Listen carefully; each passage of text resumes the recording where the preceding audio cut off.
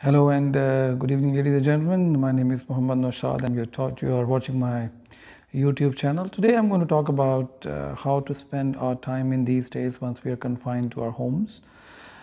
In psychology, especially, we see that one of the major predators is depression or sadness.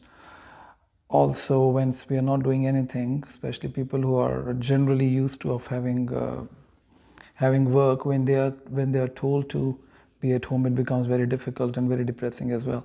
It also affects our relationships because the relationships are generally designed according to our work routine, and there is an amount of exposure to emotional attachment that we have, and any exposure more than that or less than that can put people into stress. And now it is the time when it will be more than what we are actually used to of seeing of each other, which is absolutely although normal yet unusual. So what to do? It will need quite a bit of a planning, because we need to understand that our health is something that actually controls our mood. So if our sleeping habits are not good, if they are changed beyond a certain disciplinary level of waking up late till very late, it's going to affect our digestive system and our biological clock, and that will affect our whole pattern of the day. And this, in fact, affects our mood stabilizing hormones which are there in our skin. So it is important that we expose ourselves to sunshine as a normal day will rise. So waking up very late is going to be very detrimental to our health. While people will stay at home, there is a tendency that they will not be consuming a lot of water.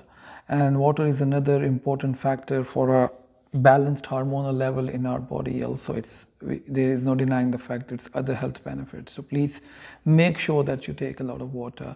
You, as I mentioned earlier, you look after your sleep.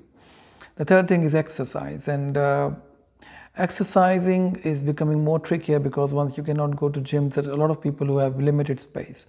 But there are a lot of YouTube videos available where people in confined spaces or living in a very small apartments can still manage some amount of exercise routine. And if you have a bigger house, it's a blessing that you can even go and walk a bit.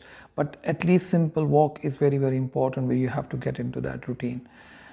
The fourth thing is that we need to develop some kind of play. I don't want to call it a play therapy, because it's not that people are sick, but the play itself is a very good way to connect. So there are certain games which can be online together, or which can be indoor games, or which can be a bit of outdoor games as well, if there are people who are living in big villas. That those games is a good way to connect, especially if you have children. Then you can have those games which can really connect the whole family. We need to get into some kind of a very scheduled kind of a timetable, because we are generally in our personalities, there are timetables which are generally given to us. They are given to us by our organizations, they are given to us by our general routine of life. But now is a very unique time when absolutely there is no timetables. Children are not going to school as much. They have online classes. So it gives a lot of freedom, and the time which was a resource which was not available previously as much is now in abundance. And it's very, very important that how we use this resource, because if this resource is not used properly, it in fact adds to the feeling of depression and anxiety that, my God, I have wasted so much of time, let's for last 2 or 3 days. So let's sit down and find out that how, as a family, we really want to see how important it is, how we spend most of it, if I conclude it, A, for our health, which is a physical health, which includes sleep and our nourishment and our water intake. B is our emotional attachment styles, which includes playing together, or getting into some healthy activities together, or actually reading books. And the third thing is going to be that how we plan a day and how we achieve it. So once we will achieve little amount of benchmarks, and we divide it accordingly and we act upon it, it is important to make that plan, because we are not used to of spending a life without any given schedule. So we'll have to make one schedule for ourselves, otherwise we may feel scattered all over the place.